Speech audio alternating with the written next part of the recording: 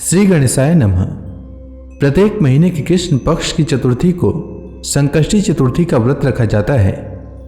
संकष्टी चतुर्थी का व्रत रखने और भगवान गणेश की पूजा करने से सभी प्रकार की मनोकामनाएं पूर्ण होती है। संकष्टी चतुर्थी के दिन संकष्टी चतुर्थी की कथा अवश्य सुननी चाहिए, इससे व्रत का पूर्ण फल प्राप्त होता है। आज अघन महीने की कृष्ण पक्ष की संकष्टी चतुर्थी है, तो आइए सुनते हैं संकष्टी चतुर्थी की व्रत कथा। संकष्टी गणेश चतुर्थी व्रत की पहली कथा। एक बार देवता कई विपदाओं में घिरे थे, तब वह मदद मांगने भगवान शिव के पास आए। उस समय शिव के साथ कार्तिकेय तथा गणेश जी भी बैठे थे। देवताओं की बात सुनकर शिव जी ने कार्तिकेय व गणेश जी से पूछा कि तुम दोनों में से कौन देवताओं के कष्टों का निवारण कर सकता है। तब कार्तिकेय व गणेश जी दोनों ने ही स्वयं को इस कार्य के लिए सक्षम बताया। इस पर भगवान शिव ने दोनों की परीक्षा लेते हुए कहा कि तुम दोनों में से जो सबसे पहले पृथ्वी की परिक्रमा करके आएगा वही देवताओं की मदद करने जाएगा। भगवान शिव के मुख से यह वचन सुनते ही कार्तिकेय अपने वाहन मोर पर बैठकर पृथ्वी की परिक्रमा के लिए निकल गए।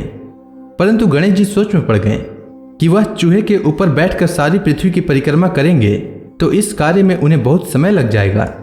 तभी उन्हें एक उपाय सूझा। गणेश जी अपने स्थान से उठे और अपने माता पिता के 7 बार परिक्रमा करके वापस बैठ गए।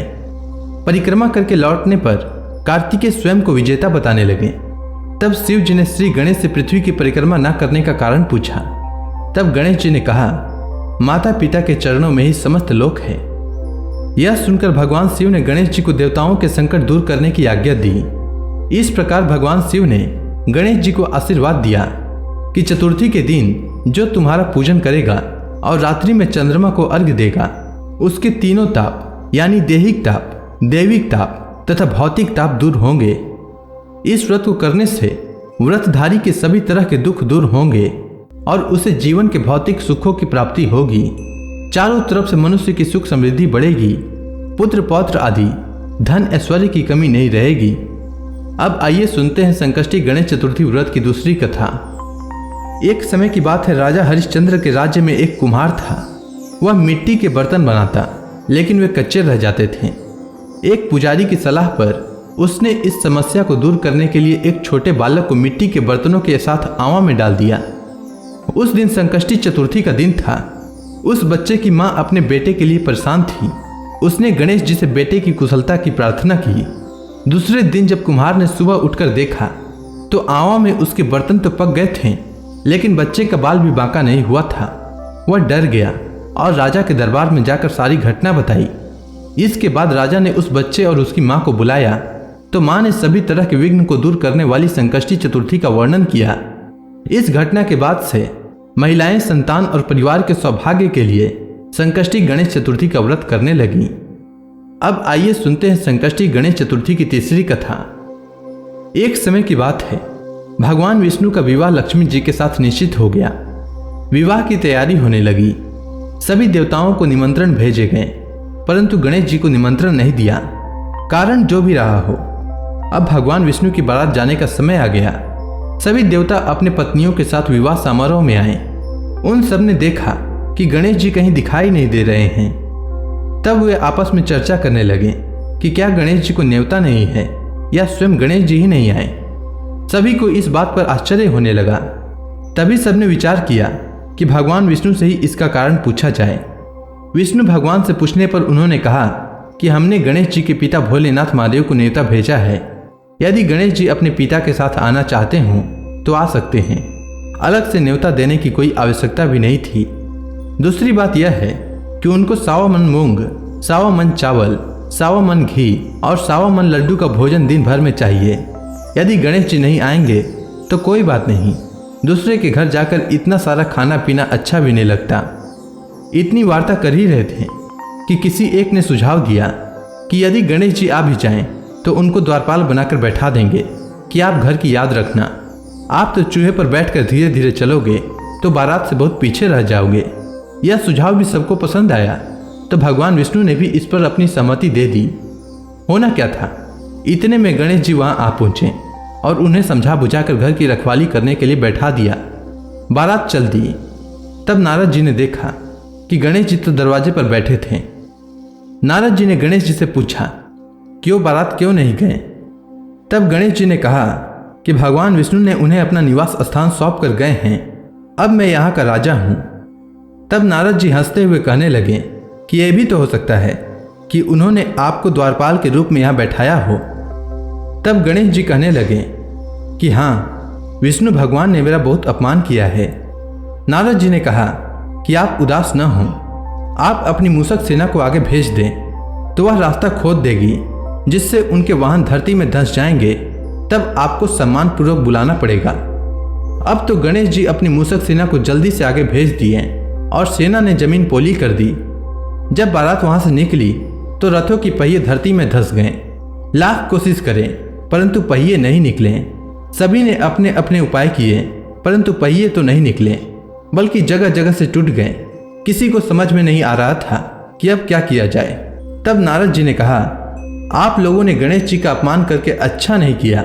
यदि उन्हें मनाकर लाएं तो आपका कार्य सिद्ध हो सकता है और यह संकट टल सकता है। शंकर भगवान ने अपने दूत नंदी को भेजा और वे गणेश जी को लेकर आए। गणेश जी का आदर सम्मान के साथ पूजन किया। तब कहीं रथ के पहिए निकले। अब रथ के पहिए तो निकल गए परंतु वे टूटे फूटे हुए थे, तो उन्हें सुधारे कौन। पास के खेत में खाती काम कर रहा था, उसे बुलाया गया। खाती अपना कार्य करने से पहले श्री गणेशाय नमः कहकर गणेश जी की वंदना मन ही मन करने लगा।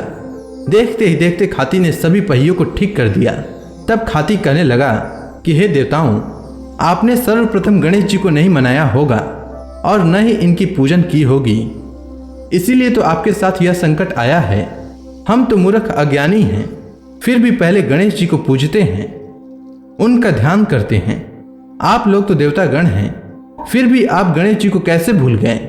अब आप लोग भगवान श्री गणेश की जय बोल कर जाएं, तो आपके सब कार्य बन जाएंगे और कोई संकट भी नहीं आएगा। ऐसा कहते हुए बारात वहां से चल दी और भगवान विष्णु का लक्ष्मी जी से विवाह संपन्न करा के सभी सकुशल घर लौट आए। हे गणेश जी महाराज, आपने विष्णु भगवान के जैसे कार्य सिद्ध किए, उसी प्रकार सभी के कार्य सिद्ध करें।